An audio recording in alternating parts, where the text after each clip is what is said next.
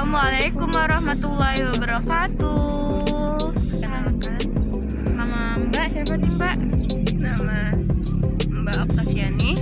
Dan saya Mbak Putri Sanda Bismita. Oke, kali ini kita akan membahas tentang wanita dan laki-laki dalam pandangan Islam. Oke, sebelum itu kita kenalan dulu yuk lebih lanjut ke Mbak Okta. Mbak Okta, apa kabar nih Mbak? Alhamdulillah baik. Kalau Mbak Putri gimana kabarnya? Alhamdulillah baik. Untuk sahabat-sahabat muslimahnya, bagaimana sih kabar kalian? Baik kan? Insya Allah baik ya Mbak. Ya, kami doakan semoga selalu baik dan selalu dalam lindungan Allah Subhanahu wa taala. Dan selalu taat kepada aturannya Allah Subhanahu wa taala. Amin. Mungkin kami mau menyampaikan dulu terkait adanya isu di luar tentang tuntutan kesetaraan gender antara laki-laki dan perempuan, yang mana perempuan dan laki-laki itu harus sama kedudukannya, baik kedudukan aspek ekonomi, politik, sosial, budaya. Nah, jadi dari isu tadi itu tidak boleh ada pembagian peran antara laki-laki di ranah publik sementara wanita di ranah domestik. Dan ada pula isu tentang opini bahwa Islam mendiskriminasi wanita dan Muslim pun ikut arus dalam pengarus utama gender. Nah, jadi sudah banyak isu-isu tentang kesetaraan gender yang diisukan oleh Barat terkait dengan wanita itu harus setara gendernya, setara kedudukannya antara perempuan dan laki-laki. Jadi sekarang ini mungkin terkait dari isu yang telah didiskriminasi di lingkungan kita. Mungkin di sini saya ingin bertanya nih kepada Mbak Putri, bagaimana sih pandangan Islam terkait kedudukan laki-laki dan wanita? Apakah ada perbedaan atau sama aja yang diisukan oleh Barat tadi? Oke, baiklah. Dari pertanyaan Mbak Okta tadi kan, bagaimana sih kedudukan wanita dan laki-laki itu dalam Islam? Apakah memiliki kesamaan atau benar isu dari Barat tentang kesetaraan gender? Oke, kita akan membahasnya satu persatu ya teman-teman.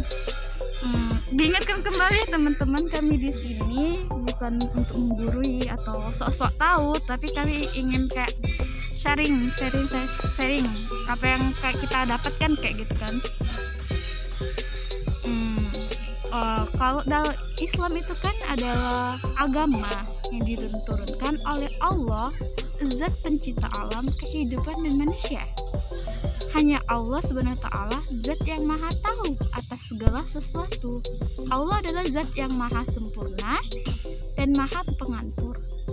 Yang dimana Islam itu Islam adalah aturan yang paling sempurna.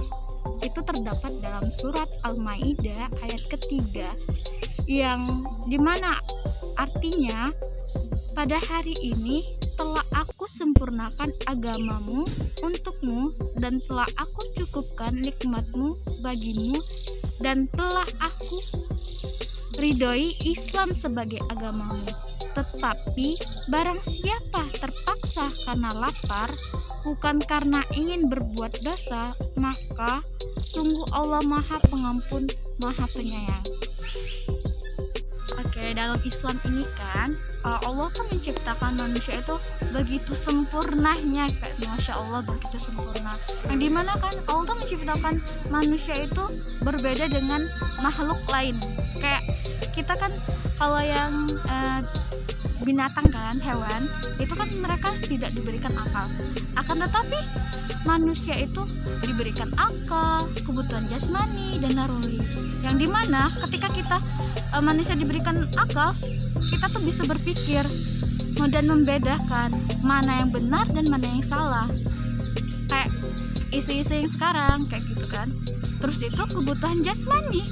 Kita ini manusia itu membutuhkan makan, minum, istirahat dan buang hajat kayak itu. Terus itu naluri. Kita juga diberikan naluri oleh Allah Subhanahu wa taala. Ada berapa sih Mbak naluri yang diberikan Allah kepada kita? Nah, naluri yang ada itu ada 3, yaitu naluri tadayun, naluri bako, dan naluri nau. Nah, naluri tadayun itu apa, Mbak? Oh, kalau gini, kalau naluri tadayun itu mengagumi sesuatu, mengagumi yang maha kuasa, kayak ibadah. Kayak kita kan mengagumi Allah Subhanahu wa taala, otomatis kita harus kayak ibadah kayak gitu. Nah, kayak kita memiliki, kalau kita mencintai Allah, otomatis kita harus mengaguminya itu dengan ibadah, menjalankan perintahnya dan menjauhi segala larangannya. Kalau sami'na wa ata'na, Mbak ya. Berarti Iya. kami taat dan kami dengar. Iya. Terus itu kan bako. Bako itu apa sih bako? Kayak mempertahankan diri. Kayak misal kayak gini kan, kita pengen kayak eksis, itu tuh naruhi bako. Kayak kita tuh kayak pengen membenarkan diri kita kayak itu. Mencurikan kan, kayak mempertahankan diri kita. Kalau bako itu kayak kita kayak sekarang kita mencari harta untuk biar kita bisa menikmatin kehidupan kita di dunia. Kayak kita naruh nih gitu bako, kayak harta, kita berpakaian yang rapi, itu tuh naruh bako kayak itu yang ada di diri kita kayak itu. Terus itu kita mau makan, nah naruh nih makan tadi kan, kita tadi kan ini kebutuhan jasmani. Nah, dengan adanya kita naruh di bako, kita ingin untuk makan, untuk minum. Nah, otomatis kita mau kerja dulu kan untuk mendapatkan suatu kenikmatan yang ada di dunia ini kan. Nah, terus itu mencari kedudukan kayak yang ada kita sekarang nih kan. Misal mencari kedudukan kayak contohnya tuh Mbak Okta nih kan. Mbak Okta nih di suatu organisasi kan, ya otomatis pengen mencari kedudukan yang lebih baik. Kayak misalnya kan dalam hatinya tuh pasti ada kayak dia tuh pengen jadi BPH misalnya, badan kehormatan kayak gitu kan. Nah, itu kedudukan untuk misalkan ada tergantung juga kalau dia memahaminya, dia tuh bisa kayak mencari kedudukan itu dengan hal yang positif kayak dakwah kayak itu kan. Nah, tapi dalam kutip lagi, kalau untuk mencari kedudukan yang hanya semata-mata untuk dirinya sendiri, ya otomatis untuk kepentingannya baik kayak yang ada di sekarang masyarakat penguasa kita, dia tuh mencari kedudukannya untuk kepentingannya dewe, tidak untuk kepentingan masyarakat. Itu yang salah. Terus naluri nau apa sih? Naluri nau itu kayak misalnya mempertahankan jenis itu berarti kita menikah, memiliki anak kayak gitu. Naluri nau. Nah, gimana sih Mbak kalau misalnya kita nih sebagai muslimah nggak bisa nih mengontrol naluri nau di dalam diri kita? Nah, apa sih yang harus kita lakukan? Nah, kan kalau kata ini juga kan ada hadisnya, kalau obatnya orang yang jatuh cinta itu ya menikah. Tapi ketika kita tidak bisa menikah, ya kita berpuasa. Nah, berpuasa itu ya kita agar kita bisa menahan hawa nafsu kita, menahan perasaan kita. Terus gitu kami tuh pernah ya dibilangin sama musyrifah kami, kita tuh nggak boleh baper sebelum menikah, nggak boleh bawa perasaan sebelum halal kayak gitu kan. Terus itu kita itu nggak selalu melulu menceritakan tentang kehidupan kita, menceritakan perasaan naluri nau itu buangkan dulu. Ada suatu permasalahan yang harus kita selesaikan sekarang, kayak permasalahan umat sekarang gitu. Masya Allah, banyak sekali yang harus kita pikirkan, dan jangan kita memikirkan kayak perasaan kita sendiri, kepribadian kita sendiri tentang hal-hal yang kayak permasalahan kehidupan kita sendiri. Itu tuh kayak mentok di sana. Kita tuh harus berpikir jernih untuk umat, kayak tentang permasalahan umat kayak gitu. Kalau kami sih ya sibukkan diri kita untuk mengurusi umat. Insya Allah hal-hal yang kayak perasaan, baper itu tuh kalau kita menyibukkan diri kita dalam hal-hal yang bermanfaat untuk dakwah, untuk umat, untuk insya Allah hal-hal perasaan baper, hal-hal perasaan itu bakalan terminimalisir. Kita nggak bakal mikirin hal-hal yang gitu lagi kayak gitu.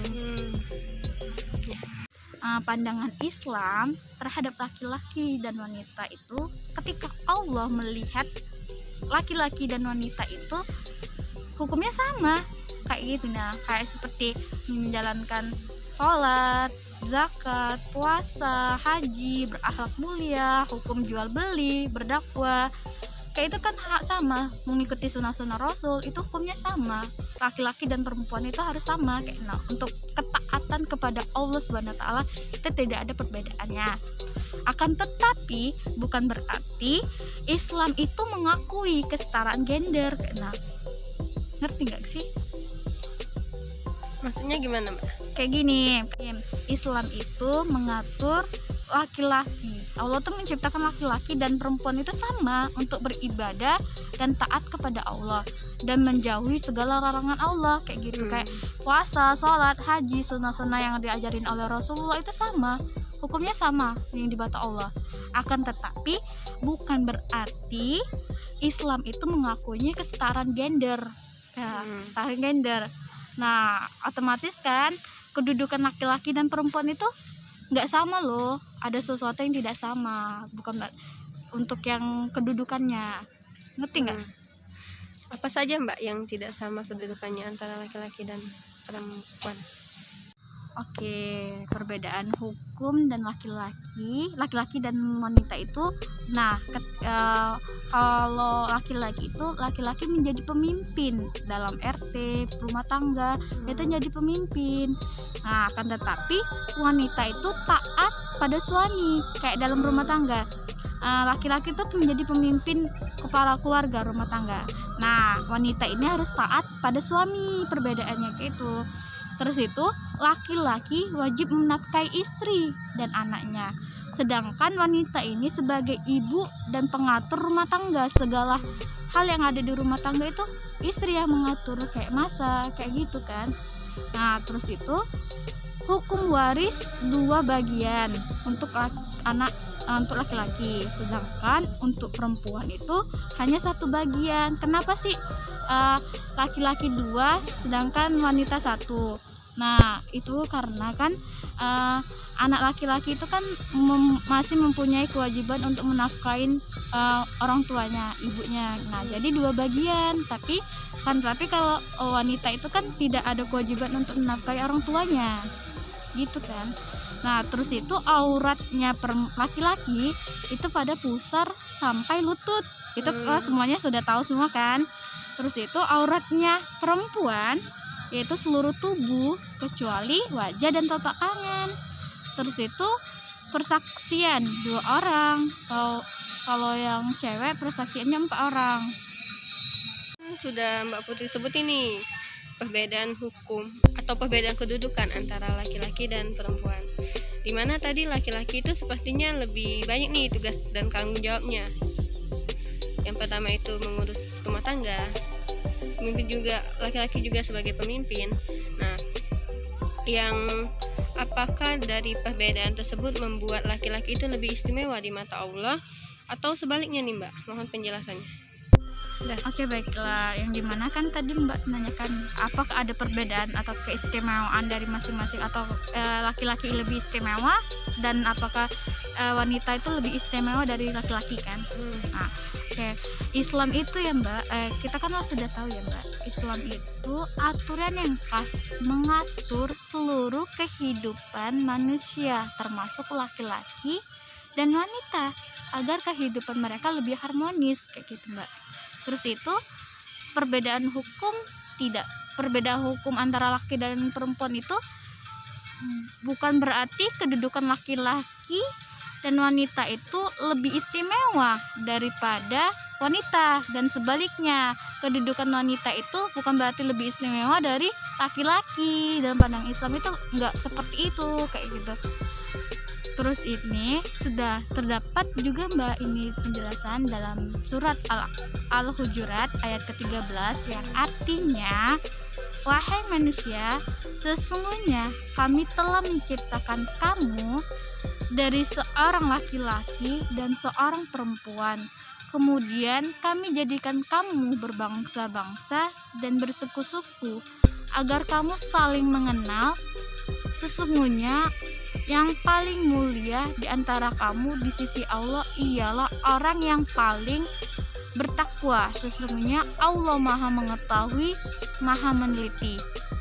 Nah, di saat Allah menyamakan hukum laki-laki dan perempuan, pasti sesuai dengan fitrah sebagai manusia kayak gitu, Mbak. Dan sebaliknya, di saat Allah membedakan hukum antara laki-laki dan wanita, pasti itu sesuai dengan fitrahnya laki-laki dan wanita kayak gitu. Fitrahnya, misalnya fitrahnya kan laki-laki itu ya sebagai pemimpin, dan fitrahnya wanita ya sebagai taat kepada suaminya kayak itu. Bukan berarti mereka tuh saling istimewa semua kayak. Nah, mereka tuh dipasangkan untuk berdua, akan tetapi mereka tuh bukan berarti kedudukannya laki-laki itu kepala keluarga.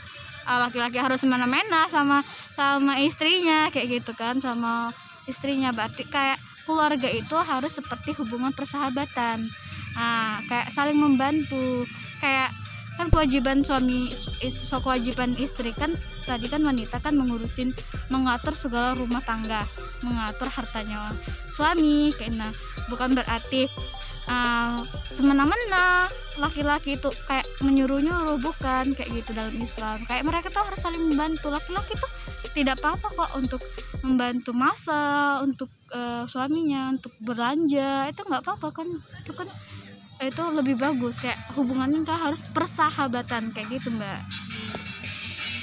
Berarti di mata Allah itu kita itu sama, Mbak ya. Perbedaan itu dari ketaatan dan dari ketaatan kita. Jika kita taat, maka kedudukan kita itu lebih baik di mata Allah. Iya, lebih mulia di mata Allah. Sedangkan jika kita tidak taat, maka bisa jadi kita nauzubillah min dzalik nih. Iya. Bisa jadi kita rendah kedudukannya di mata Allah.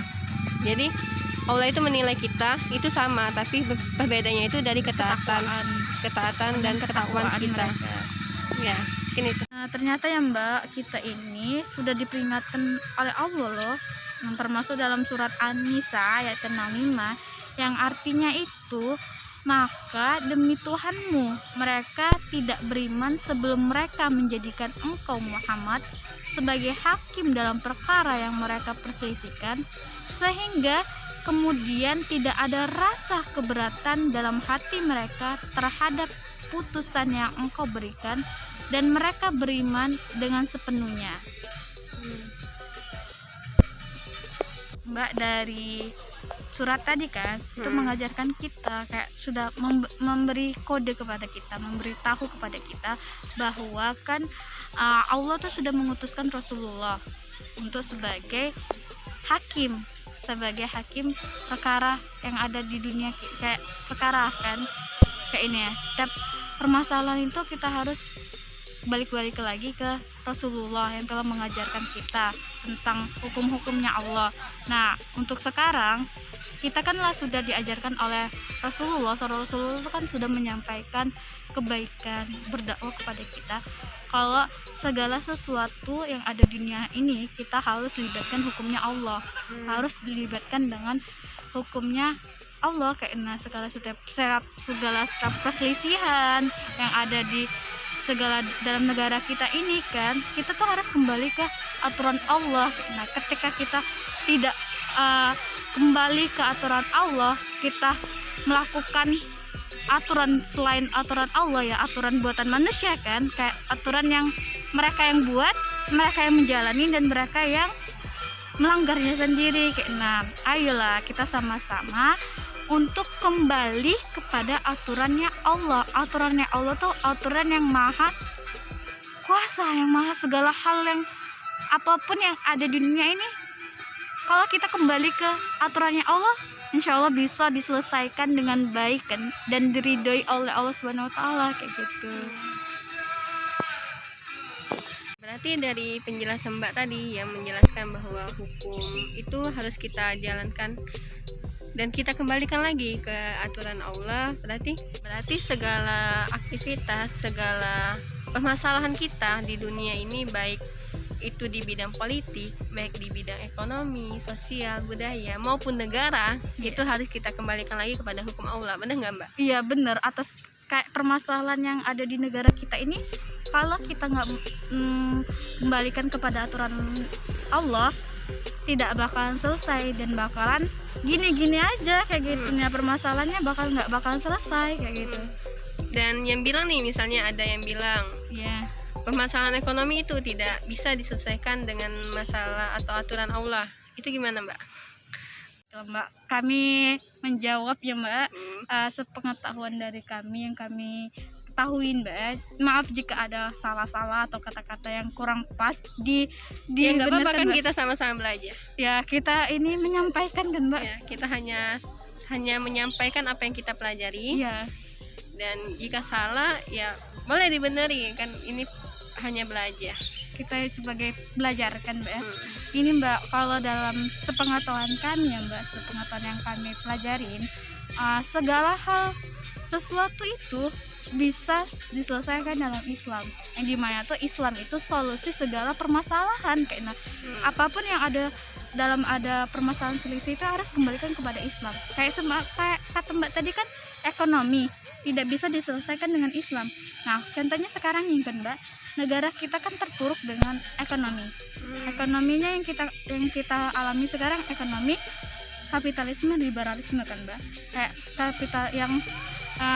ekonomi yang menguntungkan oleh pemerintah, para penguasa, yang pemilik modal. Kenapa Mbak bisa bilang bahwa ekonomi itu sistemnya kapitalisme? Dari mana Mbak bisa bilang kalau sistem kita itu sistem kapitalisme? Kayak sistem sekarang ya Mbak, kayak coba kita lihat ya Mbak, lihat dalam kehidupan kita sekarang, kayak kapitalisme itu ya kayak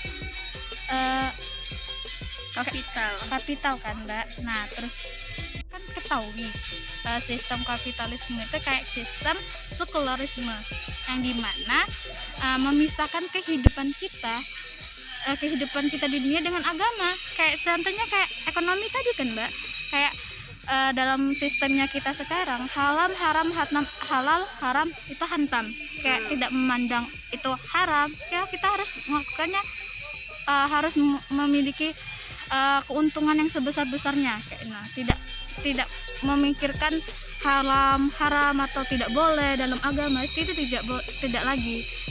Dan sekarang nih Mbak ya, kayak ekonomi kita sekarang kayak itu untuk kepentingan pemilik modal, penguasa. Jadi aja di kayaknya. sistem sekarang ini, di sistem kapitalisme yang seperti Mbak bilang itu, pemilik modal yang berkuasa atas segalanya. Ya kalau dari pengamatan kami itu pemilik modal itu yang berkuasa. Seperti contohnya kan kayak kita ini Indonesia ini kan kaya atasnya tambang, minyak, kayak sumber daya alam tuh melimpah, kayak minyak, batu bara, timah, kayak itu kan banyak kan Mbak. Akan tetapi siapa sih Mbak yang menguasainya? Yang pemilik modal kan Mbak. Nah terus itu yang mengatur segala sumber daya alam yang kita miliki itu pemilik modal. Pemerintah kita itu menjual sumber daya alam yang kita miliki kepada pemilik modal, dan mereka yang menguasainya itu terpuruknya di dalam negara kita sendiri kayak gitu. Terus itu kayak gini juga Mbak, kayak ekonominya juga kita sekarang kan kayak riba tuh di mana-mana. Kayak riba itu seakan-akan tidak terjadi apa-apa, kayak seakan-akan sudah lumrah, sudah terbiasa didengar oleh kalangan masyarakat kita. Kayak kata kita tadi kan Mbak, haram hantam kayak itu. Ya nggak mikirin ke depannya, kayak di dunia ini ya sudah kita menjalankan, bisa menguasai kebutuhan kita jasmani, rohani, kayak memikirkan kebermanfaatan kita saja dan tidak memikirkan ke depannya kita di akhirat lagi. Ntar itu dibalas loh sama Allah, bakal ada hari pembalasan. Apa yang kita perbuatkan di dunia ini akan ada balasan sama Allah kayak gitu. Terus itu kalau kan dalam ekonomi Islam tuh kan, kalau dalam ekonomi Islam nggak boleh adanya riba. Sistemnya tuh kan harus dilaksanakan dengan, kalau sepengetahuan secara umum, kami nggak terlalu memahami tentang kayak ekonomi Islamnya ya Mbak. Yang kami tahu secara umum itu kalau ekonomi dalam Islam itu tidak mensengsarakan rakyat kayak gitu, dan itu bakalan mensejahterakan rakyat, bukan dalam kehidupan kita sekarang mensesarakan rakyat. Kayak rakyat itu banyak yang miskin, banyak yang terantar, dan pemerintah itu tidak memikirkan rakyat, hanya memikirkan mereka segelintir orang. Mereka tuh memberikan solusi, tapi memberikan kayak modal, akan tetapi tidak dilihatkan kembali apakah orang tersebut mampu menjalankan bisnisnya atau malah terpuruk. Mereka nggak mikir, mereka mikir sudah ngasih modal, sudah tugasnya sudah, padahal enggak kan kayak gitu. Nah, tapi berbeda dalam Islam. Kalau dalam Islam kayak ekonominya tuh dijaga, kayak kesejahteraannya ekonomi. Kalau kita diberi modal sampai dia bisa menafkahi, atau itu dilihatin lagi, dievaluasi kayak gitu Mbak. Terus itu kan kalau dalam Islam juga kayak sumber daya alam kita ini kan kaya Mbak, kaya banyak sekali, kita kan tahu semuanya. Nah itu tuh aturannya ya Mbak. Dalam Islam itu sumber daya alam itu negara yang menguasainya ya Mbak, negara yang mengelolanya. Dan sumber daya alam itu ya untuk kesejahteraan rakyat, untuk kepentingan rakyat, untuk kepentingan umat kayak gitu kan Mbak. Sudah contoh juga kan dalam sejarah juga, dalam kekhilafan Umar bin Aziz itu kan Mbak, dalam Islam tuh mereka tuh nggak kekurangan kayak Mbak. Terus itu mereka tuh kayak di Baitul Mal tuh kan banyak kayak zakat itu kan mau dibagiin ke rakyat, tapi mereka nggak mau nerima karena mereka tercukupi. Masya Allah nih Mbak, apalagi kayak kalau kehidupan kita sekarang ada yang bagiin sembako pun mie itu berantri-antri kan Mbak. Ya Allah, ayolah kita kan Mbak ya kembali ke aturannya Islam. Berarti kan semua permasalahan itu bisa dikembalikan lagi nih solusinya di dalam sistem Islam. Seperti permasalahan ekonomi itu bisa diatasi di dalam sistem Islam. Seperti yang Mbak bilang tadi nih, kekhilafan Umar bin Abdul Aziz, yang mana kekhilafannya itu sangat menakjubkan Mbak ya, di mana Baitul Malnya itu sampai penuh, di mana masyarakat yang ingin dibagikan sembako itu tidak mau karena mereka merasa mampu. Nah, itu Masya Allah sekali. Nah, jadi ayo nih semuanya teman-teman, kita kembali ke sistem Islam, kita tegakkan sistem Islam dan kita tinggalkan sistem yang kufur sekarang. Ya Allah sekali nih sharing session kita pada hari ini, yang mana kita membahas tentang pandangan Islam terhadap laki-laki dan perempuan, dan apakah Islam itu melarang kesetaraan gender. Nah, mungkin sudah terjawab kan Mbak atas penjelasan tadi ya Mbak ya. Ya, mungkin di ujung kata kami berdua ini mau minta maaf dulu nih jika ada salah-salah kata maupun perbuatan kami yang tidak kami sengaja, karena kami itu masih belajar dan kami hanya ingin menyampaikan apa yang kami tahu. Dan berdakwah itu adalah kewajiban kita sama-sama. Bukan, iya benar ya Mbak. Nah, mungkin di sini dapat disimpulkan nih bahwa Islam itu adalah agama yang sempurna, dan Islam juga mengatur seluruh aspek kehidupan, baik itu dari kita bangun tidur sampai kita dari kita bangun tidur sampai kita tidur lagi, dari kita bangun rumah sampai kita bangun negara. Masya Allah ya Mbak ya. Dan dari segala perbedaan hukum tadi antara laki-laki dan perempuan, ataupun perbedaan kedudukan antara laki-laki dan perempuan itu tidak membuat laki-laki itu lebih istimewa atau perempuan itu lebih istimewa, karena Allah itu hanya menilai kita itu istimewa jika kita taat kepada perintahnya dan menjauhi semua larangannya. Dan kenapa sih Allah itu membuat ada perbedaan antara hukum laki-laki dan perempuan? Itu karena fitrah kita sebagai wanita dan fitrah kita sebagai laki-laki itu sangat berbeda. Contohnya nih, laki-laki itu mempunyai kedudukan untuk memimpin rumah tangga atau memimpin negara, sedangkan wanita itu kan adalah di belakang suaminya. Wanita harus taat pada suaminya, menjalankan tugasnya mendidik anaknya. Nah, itu tuh sama-sama bernilai istimewa, bernilai bernilai pahala di mata Allah. Tidak ada perbedaan antara pahala Laki-laki dan perempuan. laki-laki dan perempuan. Masya Allah sebenarnya. Dan jika laki-laki itu mempunyai kewajiban untuk menafkahi perempuan, menafkahi istrinya.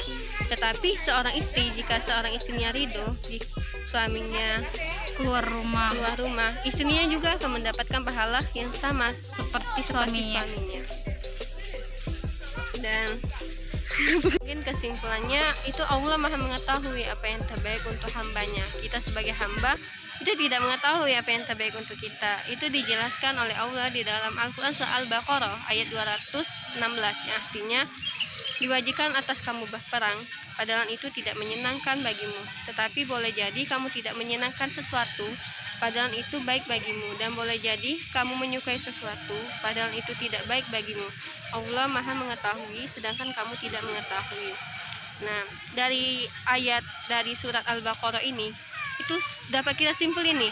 Sesuatu yang baik menurut kita belum tentu baik di mata Allah, dan sesuatu yang buruk di mata kita belum tentu buruk di mata Allah. Jadi sesuatu itu harus kita jalankan sesuai dengan perintah Allah. Walaupun berat dan sakit yang kita rasakan, jika kita melakukan sesuatu itu hanya untuk mengharapkan keridhaan dari Allah, insya Allah kita akan mendapatkan pahala di sisi Allah Subhanahu wa taala, insya Allah. Wallahu alam.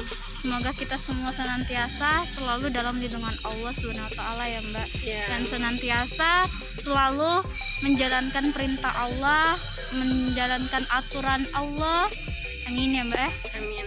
Dan kita harus selalu ingat nih, kita harus selalu menjalankan perintah Allah dan menjauhi semua sistem yang kekufuran yang sekarang.